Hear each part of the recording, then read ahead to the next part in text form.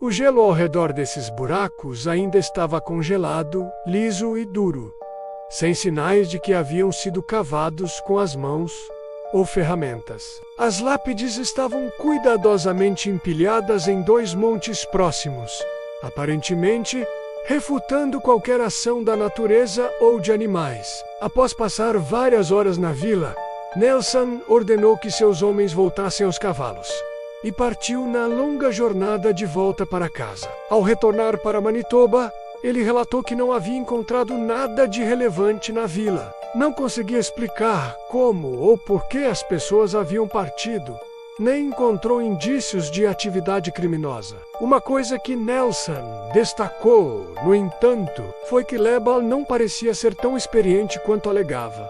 Ele só havia solicitado sua primeira licença de caçador no ano anterior. Ele também já havia vendido sua história para o Halifax Herald, um jornal local notório por exageros e jornalismo impreciso. Com o relatório entregue, Nelson retornou às suas funções normais e nenhuma outra investigação oficial foi conduzida sobre o caso. Embora o relatório e a investigação do sargento Nelson tenham sido tão minuciosos quanto possível dadas limitações de recursos, eles nada contribuíram em termos de respostas sobre o destino dos desaparecidos. Suas conclusões pouco diferem do relato inicial fornecido por Lebal e não ofereceram nenhuma explicação real para os desaparecimentos, exceto pelo fato de que não se tratava de um ato criminoso. O fato de que as fogueiras ainda estavam acesas quando Lebal chegou indica que o que quer que tenha acontecido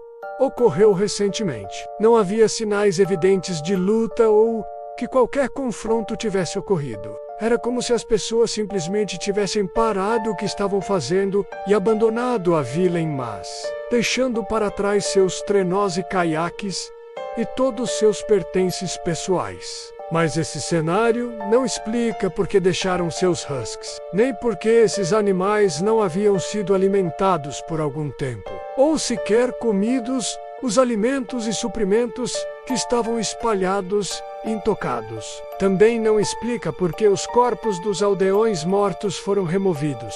Interferir com os restos de um ente querido é considerado o maior desrespeito para o povo Hainote. E os túmulos não pareciam ter sido exumados por nenhum método conhecido da humanidade. A observação de Nelson de que Lebal só havia solicitado recentemente uma licença de caça não indica necessariamente fraude. O mais provável é que ele tenha atuado por muitos anos sem uma, até finalmente ser forçado pelas autoridades a adquiri-la. Seu relato também não soa como de alguém que inventaria uma história exagerada. Ele foi confirmado pelos achados da investigação policial, sem indícios de exageros ou distorções.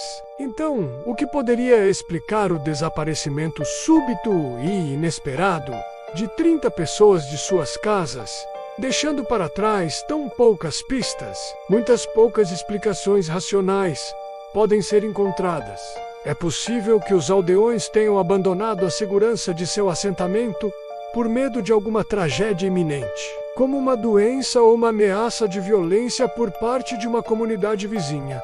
E ainda assim, isso parece altamente improvável. É fácil descartar os relatos de luzes misteriosas no céu, neste local, feitas por Lowland, como sendo apenas a aurora boreal. Mas isso não explica a misteriosa nave voadora que ele e seus filhos descreveram aos oficiais investigadores. Como caçador e armadilheiro experiente, ele estaria perfeitamente ciente das luzes do norte e saberia reconhecer se algo diferente estava acontecendo nos céus acima. Durante muitos anos após o evento, circularam rumores de que patrulheiros haviam visto luzes azuis misteriosas os seguindo do alto durante suas patrulhas, mas a Real Polícia Montada do Canadá ordenou aos membros que permanecessem em silêncio sobre o que haviam testemunhado. Será que a explicação para o desaparecimento poderia ser uma abdução alienígena? Os moradores e seus mortos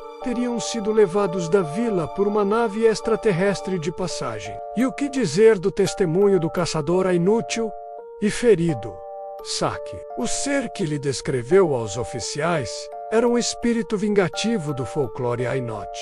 Essa criatura era um homem de tamanho descomunal, com grandes presas saindo dos lados da boca, e acredita-se que possuía o poder de controlar a natureza e criar tempestades de neve letais e aterrorizantes durante muitos anos. Se mencionou a existência de diversos monstros vivendo intocados nas vastas e inexploradas regiões da América do Norte. Dentre esses, incluem o Sasquatch, humanoides gigantes e criaturas assustadoras semelhantes a dinossauros, que residiram em corpos de água como o Lago Andicune. Poderia a criatura que os Ainutis passaram a chamar de Tornaq ser mais uma entidade a ser adicionada a essa galeria crescente de seres estranhos? Há também sugestões de que a região possa abrigar uma série de fendas ou rupturas entre dimensões.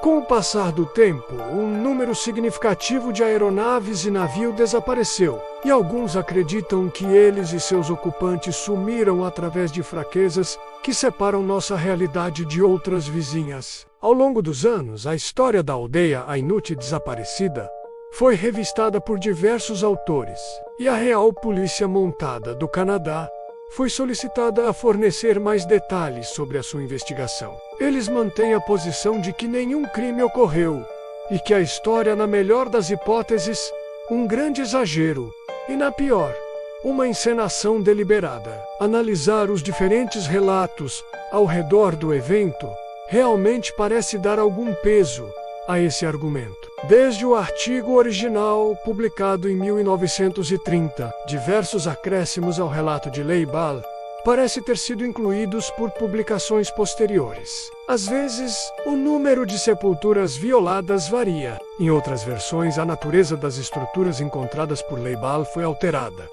com a sugestão de que eram tendas e não construções permanentes. Se de fato eram acomodações improvisadas, o que Leibal viu às margens do lago, isso ofereceria uma explicação mais realista para o incidente. O que ele encontrou pode ter sido os restos de um acampamento sazonal ou temporário, com seus habitantes simplesmente seguindo para o outro lado, ou para um assentamento permanente em outro lugar, na busca por dinheiro com sua história. Talvez o caçador tenha exagerado em seu relato, ou encenado perto dele, para que os patrulheiros o encontrassem. Entretanto, os mais antigos da região dizem que o que as autoridades realmente viram por lá foram proibidos de revelar ao resto da humanidade, para não causar uma histeria coletiva em massa dentro do estado. Porém, enfatizam que 30 pessoas não somem de maneira nenhuma, sem deixar qualquer tipo de evidência ou rastros, até mesmo para os menos experientes em investigação. Essa foi a teoria que levantou muitas discussões ao longo dos anos. Que seja lá o que tenha ocorrido com as famílias inteiras desta vila, tenha sido de alguma forma abafada pelo governo. Como em muitos eventos semelhantes a este, é improvável que a verdade venha à tona algum dia. Tempo demais já se passou, e não há fonte evidente de onde novas provas possam surgir. Esse mistério, como tantos outros que ocorreram na vastidão selvagem do Canadá, permanecerá para sempre como tal. E lá se foi mais uma história que o tempo quase apagou. Se o inexplicável te atrai como a nós, deixe seu like. Ele é essencial para manter esse canal pulsando. E se ainda não é inscrito, junte-se a nós. Aqui toda semana, o desconhecido ganha voz.